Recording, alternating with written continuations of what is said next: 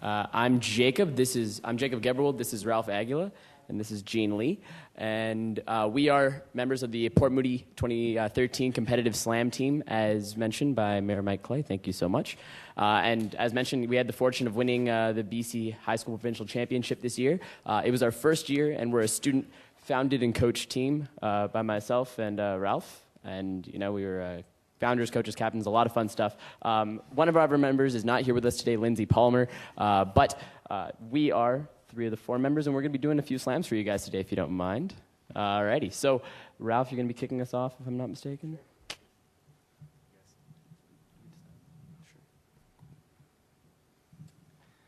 So, one of the problems I faced introducing this art to my school was, nobody really knew what it was, right? So I wrote a poem to somehow introduce my art to people who don't know what it is. It's called poetry. Get it? I wrote a poem about poetry. So.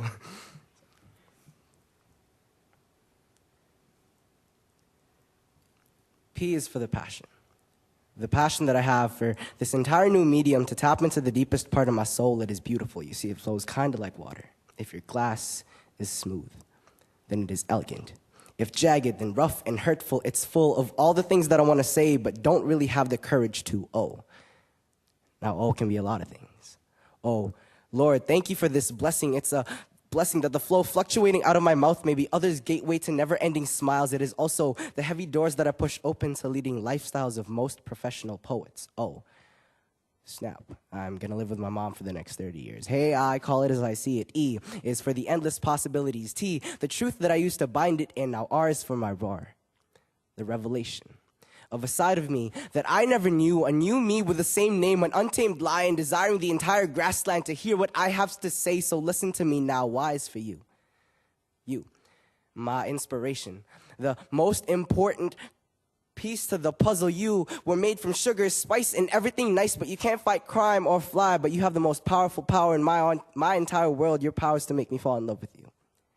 Fall face first to the floor and somehow still write poetry about you. And the beautiful thing about it is love poems, they never end, especially when you are graced by the face of an angel. You see, poetry, it's my escape from bad memories that pierce my skin like bullets. I'll bleed out all the reasons why I shouldn't take another breath, but poetry, it treats me as if it is insulin and I am a diabetic in need of something sweet. Sugar, it calls to me. It speaks to me in a tongue only few can understand. It whispers. Magnetizes my hand to a pen and forces it to write. It is a bond, and I am disciplined, submitted to its challenge, and allowed myself to be manipulated. I was a slave to reality, and darkness was the pharaoh. God led me to the promised land, a land of imagination and wonder. So don't blunderly ask me if poetry is my hobby, because I'll answer you no. Because I am like a piano, with black and white opinions and heartstrings of gold and poetry. She's my musician. Thank you.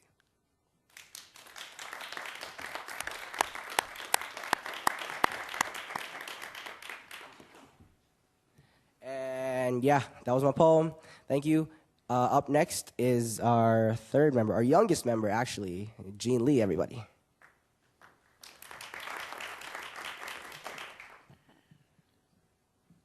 Hi, I'm Jean, and I'm going to recite a poem called Chameleon. It's about coming to high school, fitting into cliques, and looking back on my heritage and finding out who I really am. I am a chameleon. I am the chameleon. Of infinite transformations under a facade that shadows a single identity in my skin, as layers of chemistry, deeply intertwined clusters of artistry. Contain me in a transparent entity, and to you, I will present the most marvelous color of marigold. But place me anywhere. On the brightest fire truck you've seen, I'll chase out a crimson dragon with yellow taillight eyes exhaling fire as I breathe oxygen from the most populated country in the world. In a wide horizon ocean, I gladly be the variety of marine fireworks, understand the waves of purple and orange and shining silver mutate into another swimming creature. Elsewhere, in a jungle dampened by blankets of lush canopies, I'll embrace the earthy scent of decay until hunger strikes predators. Let the animals leap across the weaker ones, and I, and the mud-brown vine of roots and remnants of voices. In fear, I camouflage. Presently, somewhere in a bigger city where I breathe in airport bureaucracy and learn to write letters in neat printing, I am troubled with a predicament. Someone else's predicament because of my dragon red tail, orange fin, and bushy hair. She tells me I've lost the merit of being marigold, that being marigold doesn't involve being only fuchsia or indigo, that I should come back to the motherland because my origin is fading under adopted disguises. Don't forget the way you used your head and tongue to hunt and demand. She demands that I stop concealing my colors because camouflage is cowardice. He tells me I've lost my place as a marigold, that I am a patchwork of pieces that don't come together as the right picture to hang on the wall, that my pigment is a stigma that no truth will wash away from me because even the truth is subjective. Remember, a chameleon can only blend but not become, so I should go back to being a proud marigold because a chameleon can be any color but not quite white. But when I look back at my weathered scars and my textured skin, I see the rainbow I've built. Far too beautiful to be labeled one color but mercurial. I am a chameleon, and that's why I'm here. Thank you.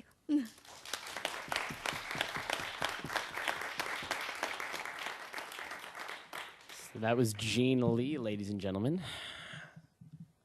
Alrighty. I was going to do one poem, but now I figure I'll just do fairy tales. Should I do fairy tales? Yeah, I'll do fairy tales. All right. This one is about, I'm one of those social poets, so I started to comment on stuff in society. And one thing that I've noted as a firm believer in change and whatnot is that change is becoming more and more of this fairy tale-esque concept. This thing that we hope for and pray for, but not enough people are acting on to make a reality. So this is the skeptical side of me with social justice poetry, and this is fairy tales.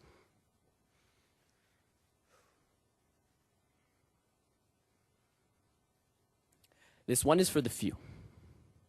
This one is for the many. This one is for you and me and anybody that is sick and tired. Sick and tired of the promises that are never realized and the big change that's hypothesized and discussed about. But it's taking its sweet time, like the gingerbread man's pocket watch. It feels like we'll never catch it. We're itching for it, but we'll never scratch it. I'm starting to detach it from reality. Sadly, it's like change might as well be the tooth fairy, because some days I feel like it's small and I'll never see it. And other days, it reminds me of Santa Claus, because I'm told that it'll never come unless I'm good for goodness sake. Mama would sing me lullabies and tell me tall tales of the beauty of change. That it will teach tolerance, goodwill, and love. Doves will fly up above, cradling olive branches in their beaks. Poverty would be history and peace would be a priority. I always thought that this utopia is what the world was born to be, that change will be a victory. But I'm met with irony, because this fake fairy tale feels like the world is failing me. I'm sick and tired of these World Vision commercials always showing up on TV. It bothers me. I hate seeing my barefoot brothers and sisters with wounds and blisters from having to walk and travel and march through blistering heat on bleeding feet for dirty water for their families, while I'm on the other side of the screen sitting on leather waiting on forever, because it feels like we've been waiting for that long for something to happen. I'm sick and tired of one day. I'm sick and tired of sometime soon, and I'm sick and tired of next election, because I'm kept up late at night, sick with fright, thinking about human rights, because clean water close to home should be a human right. Freedom from fear should be a human right. Knowing that change isn't a fairy tale should be a human right, but that's missed our sight somehow at some time. Big bucks trumped empathy, and fast cars did donuts on equality, and change entered the same league as old Saint Nick and the Tooth Fairy, as Mama just kissed us on the head goodnight, turned off the light, and put our favorite bedtime story back on the bookshelf. I wish I had all the answers right here, right now. Because I'm sick and tired of once upon a time, and I'm sick and tired of little white lies, and I'm sick and tired of staying up late at night and putting myself to sleep with fallacies and fantasies called fairy tales.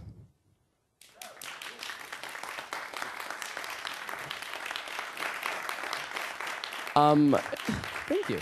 So if we could, we have one more poem that we would love to do. It's a team slam that Ralph and I do. I think it's my favorite that I've ever worked on. Is there any way we could jump in on that? Yeah? Is that cool? Yeah, cool.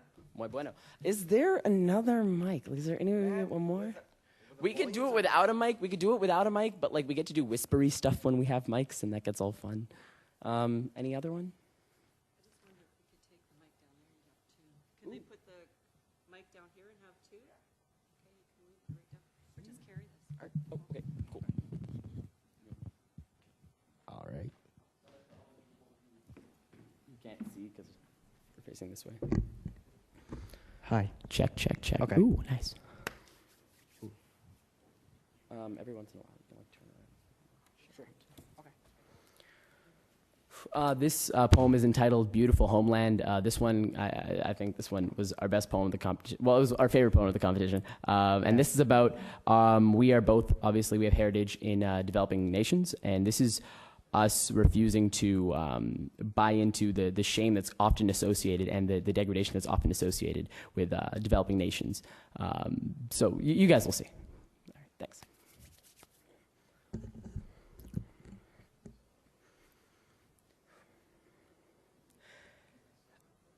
I hail from the highlands of Ethiopia. And I represent the archipelago of the Philippines. And this is what you know about my country. We are the land of the handout. Our little boys and girls know sickness and starvation before the weight and wealth of a good education if they ever set foot in a school at all. Clean water is as distant from our villages as a government that can care for its citizens. Anyone in opposition is synonymous with terrorists trading justice for jail time. We are the nation of several fair-skinned colonizers. The nation. Where the people's happiness is a finite concept, limited to the time it takes for flash floods to slaughter slums as if trying to redefine the term rock bottom. We plant bunk beds in landfills. And use trash bags for pillows to rest our heads as pickpockets and con artists replace princes and princesses in our bedtime stories. Welcome to society's definition of a third world nightmare. You see, the populace puts focus on what we don't have.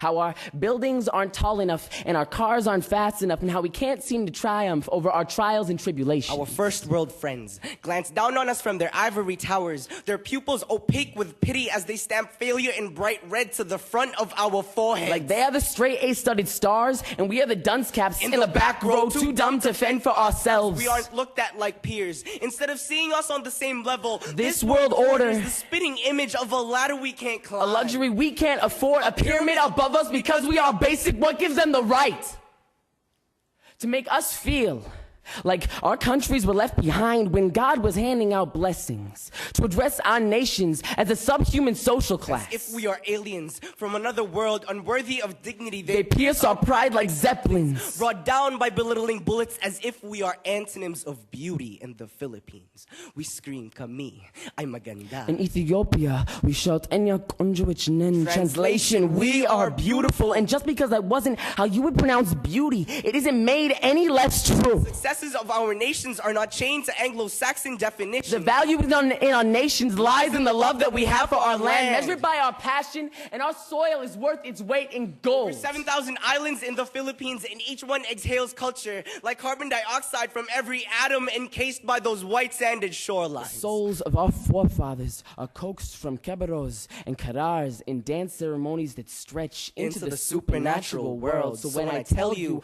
I am Filipino, do not shame my country's name with your pity. We are royalty, handcuffed to a phony paradigm of beautiful. We are done with our homes being mistaken for monstrosities.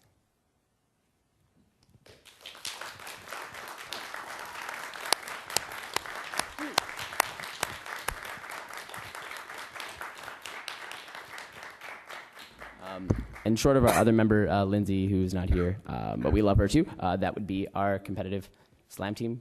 Yeah, thanks. Great job, guys, as always. It's remarkable. You guys are super deep.